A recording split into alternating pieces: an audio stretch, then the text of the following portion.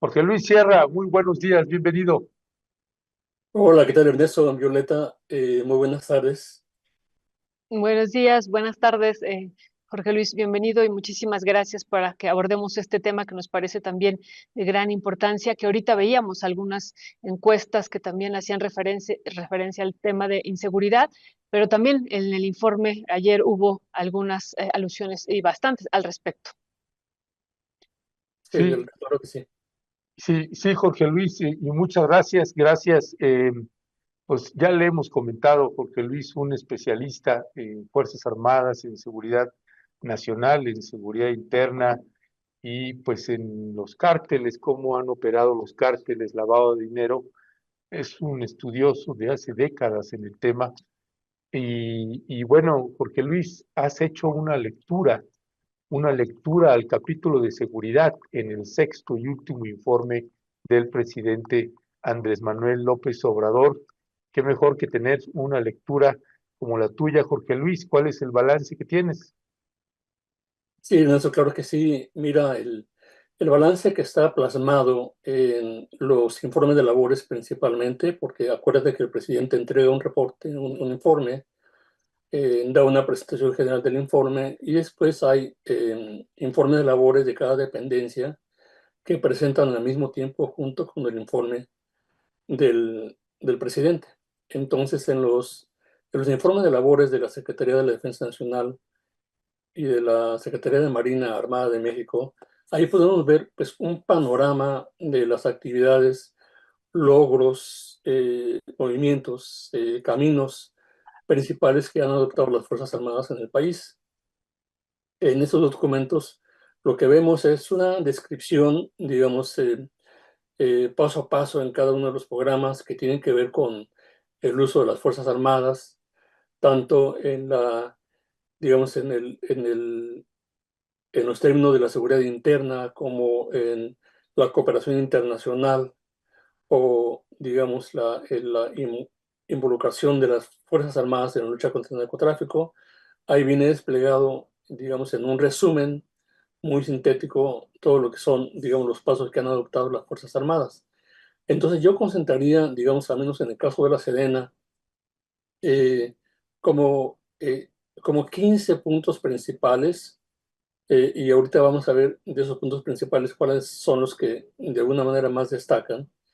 El primero, creo que hay un desarrollo en términos de recursos humanos porque el informe de labores presenta un incremento del 6% en el pago del personal militar. Obviamente 6% comparado durante ese año comparado con la inflación, pues apenas es un presupuesto que tiende a compensar, es un incremento que tiende a compensar pues el incremento de los precios al consumidor, la carecia de la vida, etcétera. Entonces, en ese sentido, digamos, el salario de los saberes de los soldados pues, permanece siendo casi igual, con un ligero incremento por encima de la inflación, pero en realidad fue un incremento compensatorio de la inflación, donde vemos como, digamos, un esfuerzo mayor por parte de la Sedena es en el tema del entrenamiento. Ha habido, pues la adición, como tú sabes, en ese sexenio se aumentó un doctorado en las Fuerzas Armadas, en la Secretaría de la Defensa Nacional, y este año, el año reportado, se reporta la salida de la segunda generación de, pues, de jefes militares que han tomado el doctorado y ahora ya tenemos, por lo menos en esa generación, a 6 nuevos jefes militares que tienen un grado de doctor, lo cual implica que, digamos, poco a poco la SEDENA se está homologando con otros países cuyos mandos militares tienen los grados de doctorado. Entonces ahora ya tenemos varios generales en esa condición. Y se han incrementado también el número de maestrías que han tomado, que han creado las Fuerzas Armadas. Hay en particular una maestría en ciberseguridad, porque también, digamos, parte de los enfoques de la Secretaría de la Defensa Nacional en esa etapa ha sido hacia, digamos, el crecimiento de los recursos en materia de ciberseguridad. Recordemos, pues, que hace unos 2 años fue muy sonado el caso de los pues de las filtraciones de una gran cantidad de correos electrónicos de la Secretaría de la Defensa Nacional que fueron filtrados en un hackeo que se le hizo a los sistemas de la Secretaría y que por lo tanto pues eso constituyó una ventana hacia las vulnerabilidades en materia cibernética que tenía la institución. Entonces ahora en este año precisamente se tiene ese camino, digamos, de incremento en el tema de entrenamiento en ciberseguridad y también un incremento en el tema de la expansión de actividades de ciberseguridad para el ejército mexicano. En otros términos, me parece que ha sido más o menos una normalidad. Siguen habiendo entrenamientos en derechos humanos. Hubo 120 sesiones registradas en el año que acaba de transcurrir, donde participaron 5.000 elementos del ejército de la Fuerza Aérea. Entonces han sido iniciativas que de alguna manera se vienen haciendo cada año, no hay una sorpresa en ese sentido. Donde creo que hay, digamos, de alguna manera un incremento también es que reporta la Secretaría, hubo un incremento del 20% en los entrenamientos compartidos con la Armada de México, con el objeto de hacer de reforzar lo que le llama la interoperabilidad entre el Ejército y la Armada, y por lo tanto, bueno, incrementar las capacidades conjuntas que tengan las dos dependencias principales de las Fuerzas Armadas en ese momento. En materia de control de las drogas, digamos, de decomisos antinarcóticos, las cifras están relativamente igual que como vino ocurriendo cada año. Es decir, se ha incrementado, por supuesto, del primer informe de gobierno al sexto informe de gobierno, se ha incrementado proporcionalmente la cantidad de decomisos que hace el ejército mexicano. Sin embargo, aún sigue siendo esto un tema que habla de que, digamos, por el lado de los decomisos, no alcanza, digamos, el brazo militar o la Fuerza Armada no alcanza a contener toda la droga que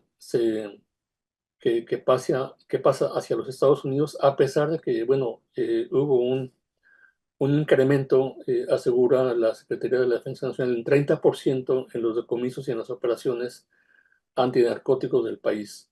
Básicamente, durante este año, lo que hemos observado fuera de este reporte es que ha habido una concentración de operativos en contra del cartel de Sinaloa o de los, digamos, diferentes fracciones del cartel de Sinaloa para tratar de debilitar sus mandos de protección, de sus sistemas de comando, con el fin de prácticamente desmantelar al cartel de Sinaloa antes de que termine ese gobierno. Eso me parece que ha sido uno de los énfasis principales en este año que acaba de ocurrir. Muchísimas gracias, Jorge Luis Sierra, por este recuento de este informe de labores que nos parece importante e incluso ojalá después lo podamos ya compartir con la audiencia, este informe en cuanto tal, que después ya tendremos el informe de gobierno que ayer lo entregó en la tarde, noche, la secretaria de Gobernación, pero bueno, ya después tendremos posibilidad de ver este capítulo en particular sobre seguridad. Yo quería preguntar, Jorge Luis, a partir de esto que nos está comentando, ¿cuáles serían las modificaciones básicas que tendría que hacer la siguiente administración en materia de seguridad?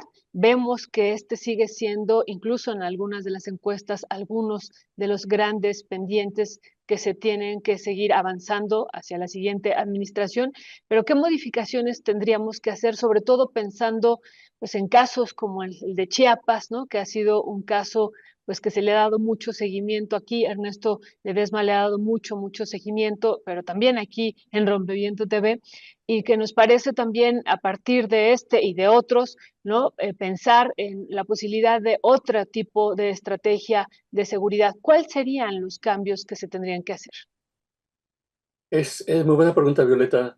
Si uno observa las operaciones en Chiapas, eh, creo que lo que ha habido en Chiapas han sido operaciones que tienen un componente psicológico muy importante. Son operaciones que están afectando la vida de comunidades en Chiapas, que son comunidades relativamente pequeñas, pero que sin embargo ven su vida completamente pues cambiada, transformada, alterada, al punto está en que muchas poblaciones enteras están desplazándose hacia otras partes de Chiapas o bien están refugiándose en Guatemala. Entonces, esta condición está haciendo que Chiapas sea ahorita visto como un foco rojo en materia de la actividad del crimen organizado. Eso ha tenido ya, digamos, pues un incremento constante. Esta situación no se veía hace 5 años. Hace 5 años, cuando consultábamos a colegas periodistas en Chiapas y hacíamos contacto entre compañeros de la frontera norte con compañeros de la frontera sur, y preguntaban a los compañeros de la frontera norte qué está pasando aquí, pues decían los colegas de Chiapas, no está pasando nada, o sea, no hay mayores temas de inseguridad, no hay mayores, hay algunos casos de violencia, pero no han llegado a ser, digamos, casos abrumadores de violencia. Y entonces los colegas del norte respondían, bueno, yo creo que en ese momento ustedes se vayan preparando porque puede haber un incremento tal como nosotros lo hemos vivido en el norte. Entonces, creo que hay un componente muy importante psicológico aquí, de tal manera que, digamos, hace parecer que el gobierno mexicano está perdiendo control territorial en una zona como la de Chiapas y que, sin embargo, pues está concentrando sus puntos de atención en otras zonas del país, en donde, digamos, no se vive una tragedia semejante, una crisis humanitaria semejante a la que vive Chiapas. Creo que en parte esa es una cuestión, digamos, psicológica que han tenido los carteles al momento de estar enfrentándose e intentando tomar el control de ciertas localidades en Chiapas, ¿no? A grandes rasgos, me parece que el gobierno está teniendo una estrategia diferenciada de otros gobiernos. Primero, la estrategia principal está apuntando hacia la detención y debilitamiento de los grupos de mando de las organizaciones criminales. Eso es algo que está ocurriendo y lo hemos estado viendo con el cartel de Sinaloa y con otras organizaciones criminales. Ahí están, en lugar de enfrentar con la Fuerza Armada a las organizaciones per se en los lugares en donde están intentando controlar, lo que está haciendo, digamos, el gobierno es atacar, digamos, con intervenciones muy dirigidas hacia el liderazgo de esas organizaciones criminales. La segunda parte de la estrategia ha sido hacia la cuestión de la identificación de las fortunas que están generando esos narcotraficantes, en dónde están, y poder entonces crear como disrupciones y sobre todo disrupciones, digamos, en todos aquellos aliados que eventualmente los narcotraficantes pueden tener, tanto en términos de aliados políticos como aliados económicos. Y creo que las dos estrategias pueden funcionar siempre y cuando pueda haber, digamos, una mayor integración de los servicios de inteligencia y esos servicios de inteligencia puedan estar en condiciones de brindar digamos, productos de inteligencia muy refinados que atiendan específicamente las necesidades de los órganos de seguridad con los cuales pues, ellos puedan continuar, digamos, una estrategia de debilitamiento de los mandos y el congelamiento de las cuentas bancarias y los bienes que tienen los narcotraficantes. Es decir, estar estrangulando a las organizaciones criminales en materia de cortar sus recursos financieros, estar, digamos, obstruyendo sus labores de logística, obstruyendo sus labores, su capacidad financiera, de tal forma que esto pueda, digamos, eventualmente pueda debilitar o minar a los grupos criminales, si no desaparecerlos. Es muy difícil plantear que el siguiente gobierno vaya a desaparecer a los grupos criminales cuando esos tienen un crecimiento, pues, a través de décadas de formación e integración, digamos, en la raíz de las comunidades, digamos, en la amenaza y extorsión a los municipios, en la instalación de gobierno sombra en muchos de los municipios del país, en el establecimiento de zonas de silencio también. Es muy difícil contrarrestar esto en 6 años, ¿no? Sin embargo, creo que que para que eso pueda tener éxito, primero creo que debe de mantenerse un esfuerzo integrado en los sistemas de inteligencia, tanto inteligencia civil como inteligencia militar. Debe seguirse reforzando mucho la labor de inteligencia financiera para descubrir en dónde están localizadas las zonas de poder económico de los carteles, para desmantelar sus redes de lavado de dinero y sobre todo empezar a cortar esa posibilidad de compra de funcionarios públicos, tanto civiles como policiales o militares, ¿no? Porque esa es la capacidad que tiene el narcotráfico con el dinero que está recogiendo del consumo de drogas. Y por otra parte, también desmantelar pues la dispersión de los negocios del narcotráfico en otras zonas que les han generado grandes ganancias, como es el tráfico, la trata humana, el tráfico de indocumentados, la extorsión y el derecho, que en buena parte es extorsión, el derecho de el cobro del piso para muchos negocios que están en las ciudades mexicanas. Entonces, que eso está afectando realmente de una manera muy seria la vida de las poblaciones de muchas comunidades que están siendo de alguna manera controladas por el narcotráfico.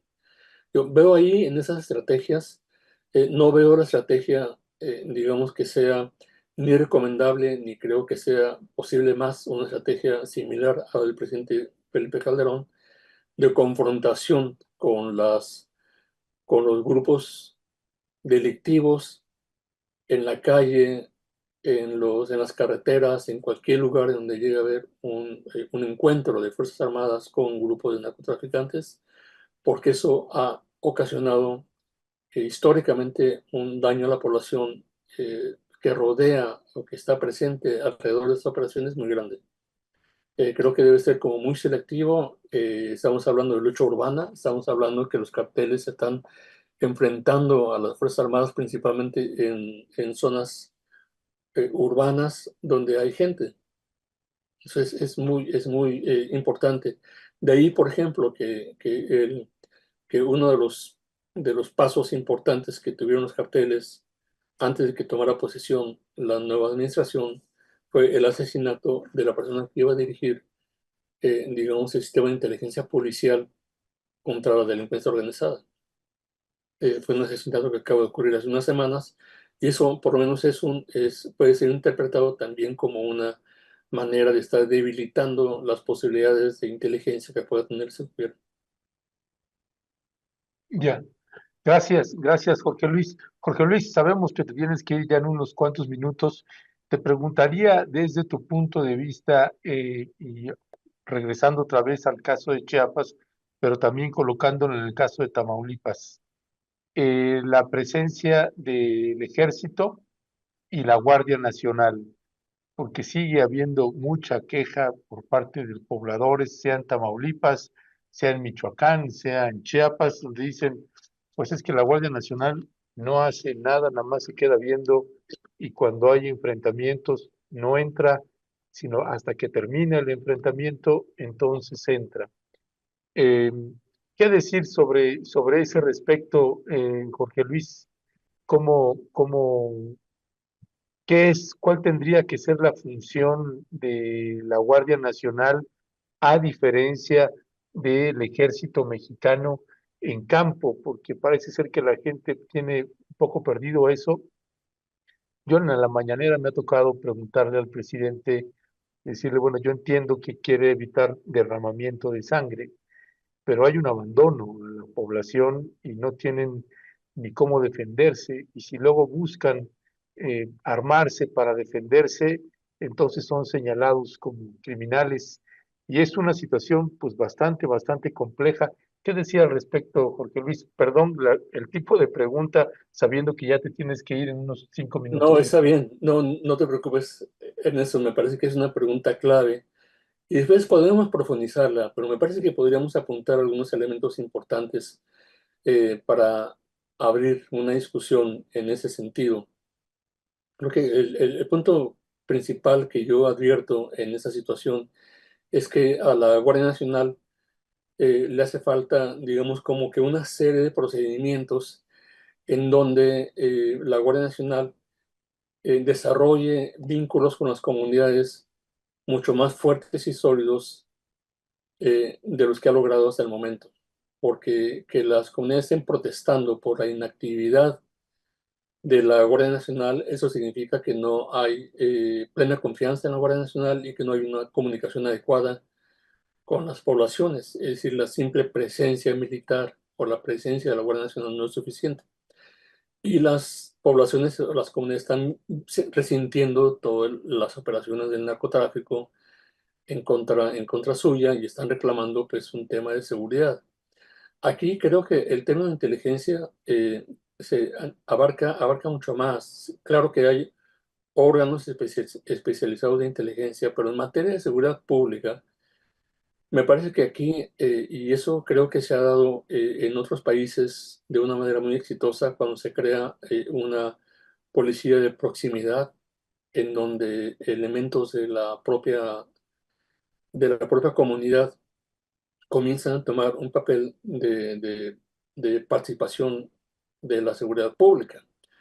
Entonces, cuando hay esos vínculos importantes entre la fuerza pública y la comunidad, entonces empieza a haber un flujo de información eh, eh, que le va permitiendo a la fuerza pública operar de una manera más eficiente. Cuando no hay esa comunicación, puede ocurrir lo que estamos viendo, que si hay una Guardia Nacional que tiene arreglos de operación que les dicen no te enfrentes a los grupos criminales cuando haya población alrededor, entonces, pues de alguna manera esto conlleva el daño de que la organización criminal pueda operar aparentemente sin control. Pero en el fondo hay una falta de comunicación. Cuando se refuerza esta comunicación, me parece que puede haber un resultado diferente. Ahora, por otra parte, tampoco creo que sea una labor completa de la Guardia Nacional o del Ejército estar enfrentando a los grupos de narcotraficantes. Esto me parece que es importante decirlo porque simplemente pensar así sería, digamos, como que imaginarse una estrategia de saturación militar en las comunidades que sabemos a ciencia cierta que no es posible mantener en el largo plazo, ¿no? Hay operaciones de saturación militar, pero tienen que ser temporales porque pues la Fuerza Armada es insuficiente en una estrategia así. Entonces, tiene que haber otras estrategias en marcha en donde haya un reforzamiento de muchas cosas, ¿no? Reforzamiento económico de la población, reforzamiento social, un reforzamiento político también de las comunidades y, por supuesto, el reforzamiento de un tema de la seguridad, en donde la Fuerza Armada puede tomar un papel y la Guardia Nacional también puede tomar un rol, pero no pueden ser los únicos que participen en eso, porque sería eso ya prácticamente equivalente a una militarización. Muchísimas gracias, Jorge Luis Sierra. Pues ya sabemos que tenemos que concluir y bueno, pues estaremos aquí buscándote en otro momento para seguir con este tema que nos parece realmente muy, muy importante y además tratarlo con alguien como tú, con un periodista especialista en Fuerzas Armadas, pues realmente nos parece muy, muy importante. Te mandamos un fuerte abrazo y gracias por acompañarnos también en esta nueva etapa de Rompeviento TV. Igualmente es un placer y muy contento de estar colaborando con Rompeviento. Gracias, Jorge Luis. Y Hasta bueno, luego. le quiero decir nada más porque ahorita Jorge Luis ya se tiene que ir, pero la próxima entrevista hay un proyecto que estaremos trabajando con Jorge Luis y que le vamos a invitar a que pues conozca este proyecto, se sume a él un proyecto que ha desarrollado Jorge Luis Sierra, pero requerimos un poquito más de tiempo, que no ande con tanta prisa y abordaremos el tema a profundidad. Jorge Luis, muchas gracias, fuerte abrazo. Muchas gracias, un abrazo a los dos. Gracias, igualmente. Saludos al auditorio. Gracias. Abrazo. Pues un extraordinario, un experto realmente lleva décadas, Jorge Luis, estudiando el tema de Fuerzas Armadas y pues de hecho ha impartido cursos en la Secretaría de la Defensa Nacional. Es un analista, un estudioso y que en seguridad nacional, en seguridad interna, y tiene también el respeto de las propias Fuerzas Armadas, Violeta. Y Ajá, y bueno, pues esta parte que ya nos había comentado en otro momento, en otro momentum, ¿no? De la inteligencia civil y también, o sea, ahí está el centro, también le agrega esta parte de la inteligencia financiera, que eso es parte de lo que habíamos platicado también ya con él en otro momento, dice él, donde están las zonas de poder económico de los cárteles, ahí, ¿no? Golpear a eso o realmente pues darle un certero fin a este pues, crimen organizado tendría que ver con esta inteligencia financiera que él acaba de decir. Y luego esto otro, Ernesto, que me parece muy importante, pues no seguir una estrategia como la que siguió Felipe Calderón. Eso me parece también de confrontar de manera abierta, directa a los cárteles, porque dice, tiene toda la razón, pues están en zonas donde hay población, comunidades, donde hay zonas urbanas y eso tendría pues un resultado de un baño de sangre. Eso también me parece fundamental. Y luego lo otro, Ernesto, que son tres temas con los que él concluye, desmantelar la dispersión del narco, pero en particular de esta trata humana, el tráfico de migrantes, la extorsión y el derecho de cobro de piso, que también me parece que esos son elementos centrales de estos tres puntos que él comentó, Ernesto. así es, pues es muchísimo que hablar. Este dilema que luego tienen, que le planteamos a Jorge Luis, que tienen las poblaciones donde, pues bueno, como no hay autoridad que los defienda, ni ejército, ni Guardia Nacional, por esta lógica, no, como se ha señalado equivocadamente, de abrazos, no balazos, no, el sentido estricto del abrazos, no balazos es no repetir esto que hicieron administraciones pasadas, que era ejecutar. Era que elementos del ejército pues ejecutaban a delincuentes cuando los capturaban. Eso ha seguido sucediendo, en algunos casos presentamos videos, lo hemos denunciado, eh, pero aquí el gran dilema que tiene la población o las poblaciones, sea Michoacán, sea Veracruz, sea Coahuila, sea Tamaulipas, sea Chiapas o Oaxaca, pues es que como no hay quien los defienda, empiezan a tratar de organizarse, a conseguir armas para poder defenderse, sea que se llamen grupos de autodefensa o cuerpos rurales o como usted quiera, pero todos son estigmatizados como que pues esto les gusta la violencia o son parte del problema y pues son los dilemas que imagínese usted que está en su colonia, en su barrio y que lo están atacando todos los días y que está en riesgo la vida de su esposa, de su hija, de su hijo, de su esposo, etcétera, etcétera, pues ¿qué hace? Opción una, se va y entonces hay desplazamiento forzoso